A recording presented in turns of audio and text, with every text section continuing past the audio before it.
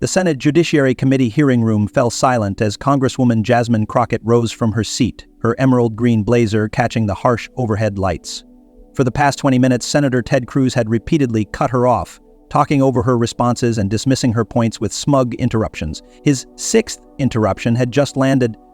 The Congresswoman clearly doesn't understand basic constitutional law, bringing murmurs from the crowd. Crockett's eyes narrowed, her jaw set firm as she gripped her microphone. The former civil rights attorney didn't flinch as the camera zoomed in on her face. Cruz, with his signature confidence and Yale law pedigree, leaned back in his chair, certain he had the upper hand against this freshman representative. But Crockett, armed with her legal background and unwavering commitment to truth, saw this as her moment. What happened next left the entire committee room speechless and may forever change how America sees Ted Cruz. Before diving deeper into this explosive exchange, comment below where you're watching from. And don't forget to like and subscribe so you won't miss our latest political coverage. The committee room buzzed with tension as Senator Ted Cruz commanded attention from his elevated position on the dais, his dark blue suit perfectly pressed, his familiar Texas drawl filling the chamber as he addressed the witness table.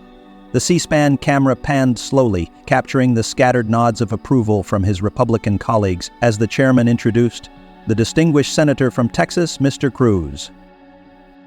Cruz adjusted his microphone, a practiced half-smile forming on his lips before launching his first salvo. "Let me begin by stating something obvious," he started, his voice carrying that distinctive blend of academic precision and theatrical flair that had made him a conservative media darling. Congresswoman Crockett has been making a series of claims about election integrity that aren't just misleading. They're fundamentally dangerous to our democracy. These talking points might play well on MSNBC, but they have no place in serious policy discussions. Murmurs rippled through the room, Republicans nodding in agreement, Democrats shifting uncomfortably in their seats. Cruz leaned forward, one hand gesturing emphatically, his Harvard-Yale pedigree evident in every calculated word. "You see, I've actually read the Constitution. I've argued 9 cases before the Supreme Court. What we're hearing today is typical progressive distortion of basic constitutional principles." At the witness table, Congresswoman Jasmine Crockett sat with perfect posture, her emerald green blazer a stark contrast against the committee room's muted tones. Each of Cruz's dismissive remarks, talking points, dangerous distortion landed like calculated blows, but her expression remained composed. The freshman representative from Texas, barely 8 months into her first congressional term, had been underestimated before. Behind her composed exterior, Crockett's mind raced. A former civil rights attorney who had fought voter suppression cases across Texas, she recognized Cruz's tactics immediately, the selective quoting, the appeals to authority, the condescension masked as expertise. The stakes couldn't be higher. This hearing on voting rights legislation was being broadcast live, and Cruz was framing her as an unqualified ideologue. A committee aide slid a folder across the table to her, research compiled on Cruz's previous statements on voting rights. Crockett glanced down, spotting highlighted transcripts from Cruz's speeches in 2013, 2016, and 2020, each showing dramatic contradictions to his current position. She tapped her pen on the folder, a slight smile forming. "This is exactly what I need," she whispered to her aide. "Make sure the committee counsel has copies ready." The chairman's voice cut through her thoughts. "Congresswoman Crockett, you have 5 minutes to respond to Senator Cruz's questions."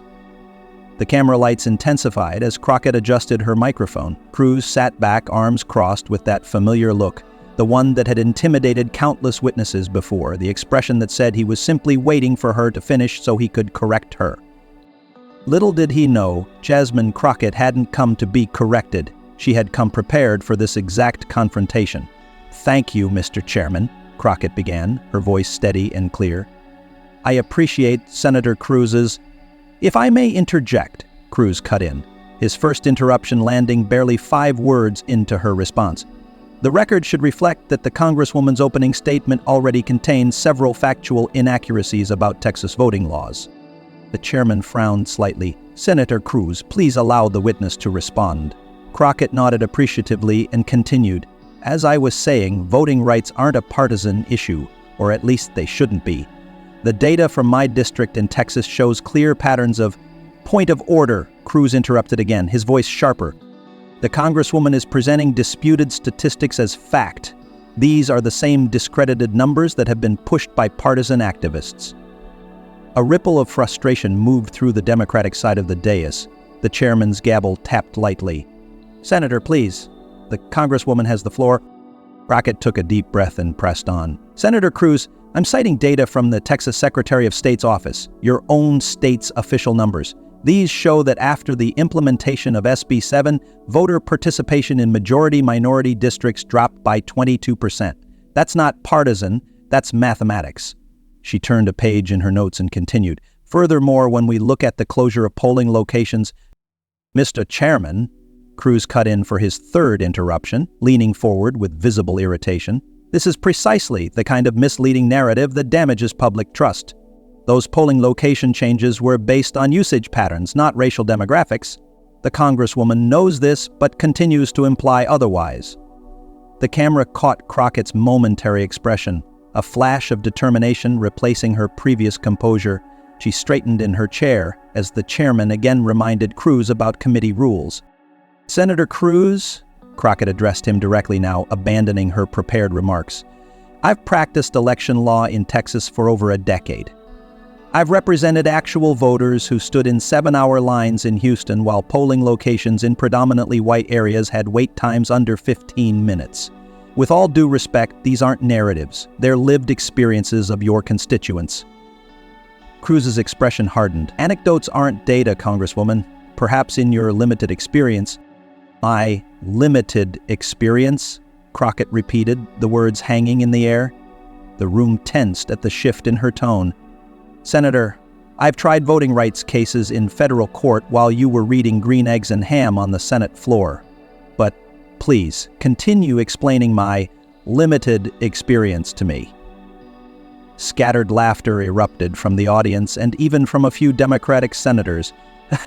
Cruz's face reddened slightly as the chairman called for order. Mr. Chairman, Cruz began for his fourth interruption, I won't sit here and be insulted by... That wasn't an insult, Senator, Crockett cut back immediately. That was a factual reference to your actual behavior on the Senate floor, but since you've interrupted me 4 times now, let me be direct. The voter ID law you're defending was found discriminatory by 3 separate federal courts. Cruz shook his head dismissively. Those rulings were politically motivated, and most were overturned. The Supreme Court has consistently... The Supreme Court did not overturn the finding of discriminatory intent, Crockett corrected, her voice gaining strength. They ruled on procedural grounds, and you know that distinction matters legally. I have the Fifth Circuit opinion right here if you'd like me to read it into the record. Cruz's fifth interruption came swiftly. The Congresswoman is deliberately mischaracterizing complex legal decisions to fit her narrative. This is exactly why these hearings become political theater rather than substantive policy discussions. The tension in the room was becoming palpable. Republican members shifted uncomfortably while Democrats leaned forward, sensing the momentum shifting. The committee counsel approached the chairman, whispering something in his ear. We will take a 5-minute recess, the chairman announced. During the break, cameras caught Cruz huddled with his staff, gesturing emphatically at documents they presented to him. On the other side of the room, Crockett remained seated, reviewing her notes with quiet focus. An aide leaned down to whisper something, sliding a tablet toward her. Crockett's eyes widened slightly as she swiped through whatever was on the screen, then nodded with newfound resolve. When the hearing resumed, Cruz immediately reclaimed the floor. Mr. Chairman, before the Congresswoman continues, I think it's important to clarify the record, he began, his voice now calibrated to sound more reasonable. But extemput quadruple. While Ms. Crockett may have her opinions on voting rights, the fact remains that Texas has seen record voter turnout in recent elections. The narrative of voter suppression simply doesn't align with reality. This marked his 6th interruption, though now disguised as a clarification. Cameras caught the momentary flash in Crockett's eyes, not anger, but something more powerful, recognition. She had been waiting for precisely this opening. The chairman turned to her. Congresswoman Crockett, you may respond. Crockett adjusted her microphone and looked directly at Cruz. The room fell completely silent. Senator Cruz, Crockett began, her voice calm but resonating with newfound authority. I've sat here patiently through 6 interruptions. I've watched you dismiss my legal experience, question my understanding of data, and talk over me repeatedly. But your last statement, that claim about record turnout disproving voter suppression, that's where I draw the line. The room stilled completely. Even the usual shuffling of papers ceased. You see, Senator, she continued, signaling to her aide who displayed a document on the screen behind her. In 2017, you yourself argued the exact opposite position in a letter to the Justice Department. The screen showed Cruz's official letterhead and signature. Crockett read aloud, "Increased turnout alone cannot be considered evidence that barriers to voting do not exist." Those are your words, Senator. Your exact words. Cruz's expression froze as Crockett continued. So which is it? Was Senator Cruz of 2017 wrong? Or is Senator Cruz of today wrong? Because you can't both be right. A murmur swept through the audience. Cruz reached for his microphone, but Crockett wasn't finished. And while we're clarifying the record, she continued, her pace deliberate as another document appeared on screen, here's your quote from a 2018 judicial confirmation hearing. Statistics can mask individual discrimination. We must look beyond raw numbers to real experiences. She paused, letting his words hang in the air. Again, your words, Senator. The very argument you just criticized me for making. Cruz's face had transformed, the confident smirk replaced by tightening jaw muscles as he reached again for his microphone button. Mr. Chairman, this is becoming a Senator, Crockett cut in firmly. This is my time. You've interrupted 6 times already. I haven't finished. The chairman nodded. The Congresswoman has the floor, Senator Cruz. Crockett turned to face the entire committee now. I didn't come here to engage in political theater, as the senator suggests. I came to discuss real barriers affecting real voters. But since Senator Cruz has questioned my qualifications and understanding repeatedly, let me be clear about what's happening here. She leaned forward, her gaze steady and unflinching. When you can't win on facts, you interrupt. When you can't win on law, you distract. When you can't win on merit, you attack the messenger. That's not advocacy, that's desperation. The Democratic side of the dais erupted in murmurs of approval. Several phones were visible as staffers frantically typed, clearly sharing the exchange on social media in real time. Cruz, visibly agitated, now hit his microphone button for his 7th interruption.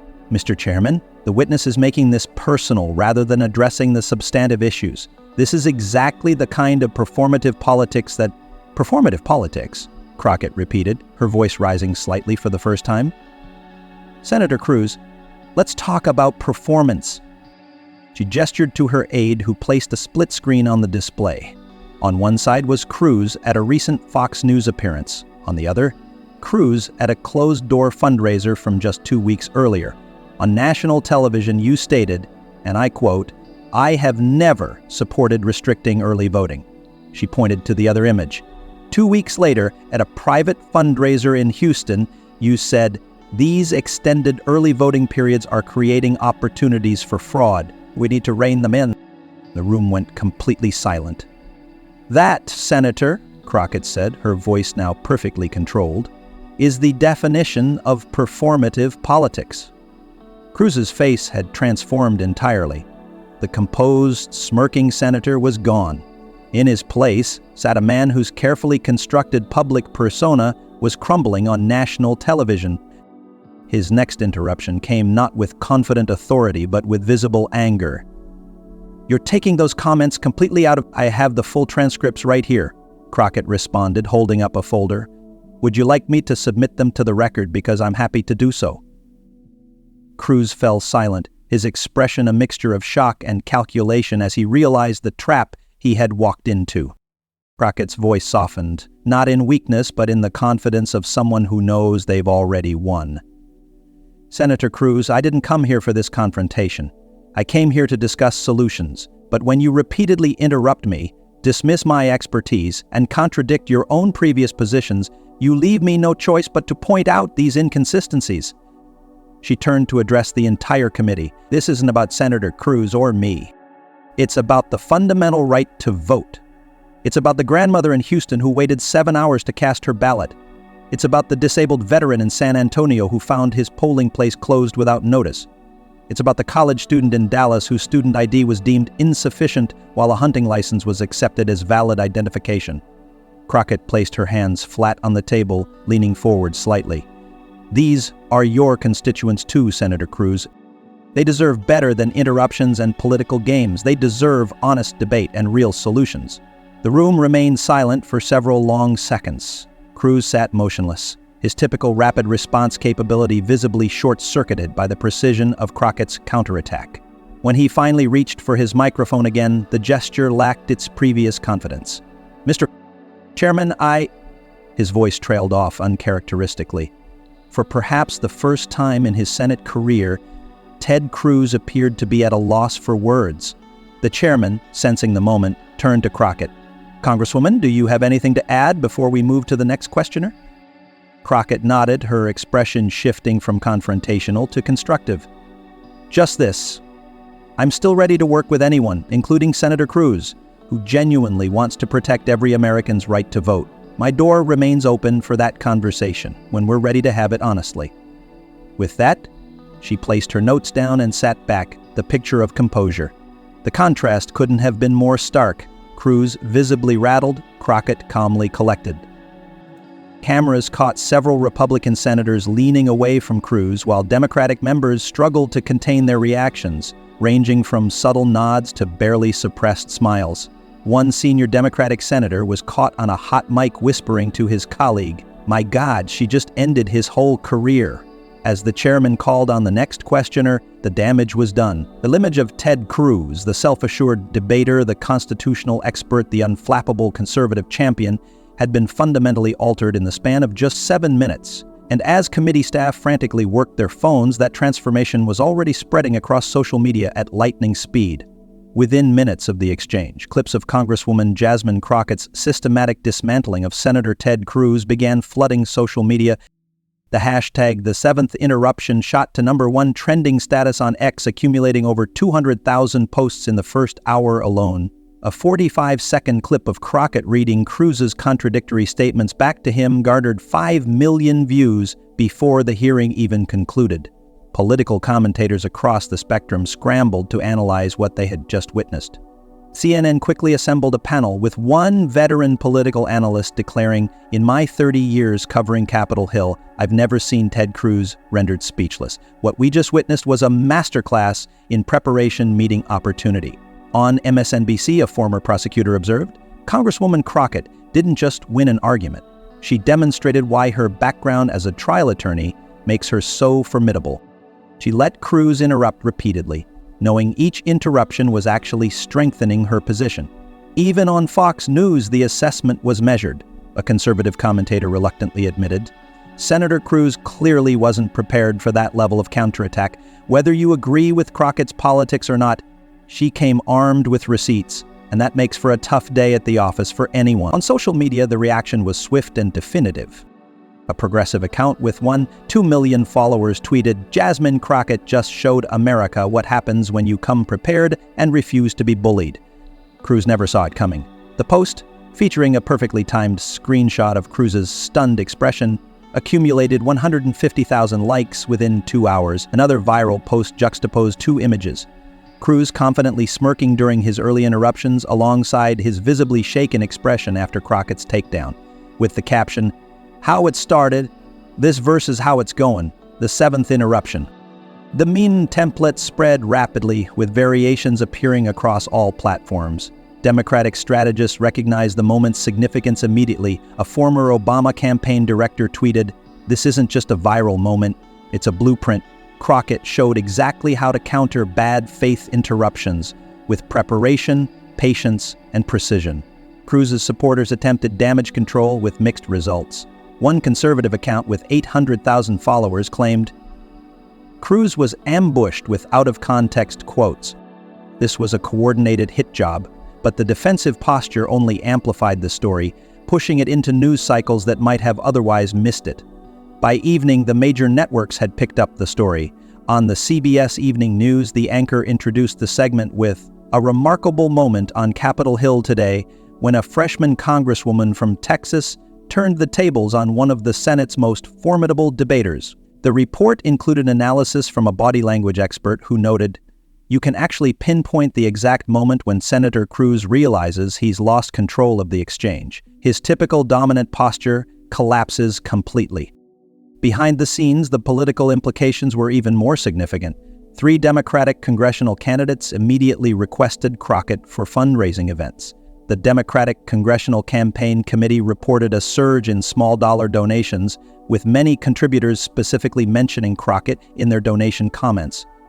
For Cruz, the aftermath was unprecedented territory. A senator known for his rhetorical prowess and media savvy found himself on the defensive, his team canceling a scheduled Fox News appearance that evening. An inside source told Politico, "The mood in Cruz's office is funereal. They know this clip will follow him into every debate and campaign appearance for years to come." By the following morning, the incident had expanded beyond political circles. The View devoted their opening segment to it, with co-host Whoopi Goldberg saying, "Sometimes you just need to sit back and let someone show you who they really are." That's exactly what Congresswoman Crockett did yesterday. Even entertainment figures weighed in. Filmmaker Ava DuVernay tweeted, "This is what speaking truth to power actually looks like." Take notes. Actor Mark Ruffalo shared the clip with the caption, "When preparation meets opportunity, Congresswoman Crockett just showed us all how it's done." The substantive impact extended beyond social media buzz. 3 moderate Republican senators who had been on the fence about the voting rights legislation at the center of the hearing privately contacted Democratic leadership to discuss possible compromises. One anonymously told a Washington Post reporter, "When you see your own side's arguments dismantled, that effectively it makes you reconsider your position." For Crockett herself, the moment marked a dramatic elevation of her national profile. Morning show bookers and Sunday political program producers bombarded her office with appearance requests. The freshman Congresswoman, who had entered Congress just 8 months earlier, suddenly found herself being mentioned as a future party leader. In her first post-hearing interview on MSNBC's Morning Joe, Crockett maintained the same measured approach that had made her confrontation with Cruz so effective. "This wasn't about creating a viral moment," she explained. "This was about standing firm for voting rights. Senator Cruz has every right to disagree with me on policy, but no one has the right to distort facts or silence debate through constant interruption." When asked if she had anticipated Cruz's reaction, Crockett smiled slightly. "I've been a civil rights attorney for years. You learn to prepare for every contingency in a courtroom. I didn't come looking for a confrontation, but I certainly came prepared for one." Political analysts began referring to the Crockett method as a template for effectively countering dominant male interruption tactics in political discourse. A prominent women's political organization launched a training program called the 7th Interruption, teaching female candidates how to maintain composure while systematically dismantling bad faith arguments. Cruz eventually released a statement claiming his comments had been selectively edited and taken out of context, but the damage control effort gained little traction. Even conservative radio host Hugh Hewitt acknowledged on his show, Senator Cruz walked into a perfectly executed trap. He interrupted his way right into it, and by the time he realized what was happening, it was too late. Perhaps most telling was the reaction from Cruz's Senate colleagues. In the days following the hearing, observers noted that several Republican senators who normally align closely with Cruz were suddenly finding reasons to distance themselves physically during press conferences. As one congressional reporter put it, Cruz has always been controversial, even among Republicans, but now he's also being seen as vulnerable. In Washington, that's a dangerous combination. 1 month after the hearing, public polling on the voting rights legislation showed a significant shift in support, with a 12-point increase in favor of the provisions Crockett had defended. Political scientists attributed this partly to the way the confrontation had humanized and clarified complex voting rights issues for the general public. For everyday Americans watching politics from home, the exchange represented something refreshingly authentic in an often scripted political landscape. As one viral comment with over 40,000 likes summarized, "We just watched someone bring exact receipts to a fight that usually runs on bluster. More of this, please." 6 months later, when Time magazine included Crockett in their 100 most influential people, issue, the profile written by a senior constitutional scholar concluded in a single exchange, Representative Crockett didn't just stand her ground, she reclaimed it for every person who has ever been spoken over, interrupted, or dismissed. And in doing so, she may have permanently changed how we conduct our most important public debates. The confrontation between Jasmine Crockett and Ted Cruz ultimately transcended the individuals involved. It became a cultural reference point, a case study in political communication programs, and for many voters, a rare moment of catharsis in an era of political frustration. What began as a typical committee hearing had transformed into something far more consequential, a turning point in how authority, expertise, and truth function in the public square.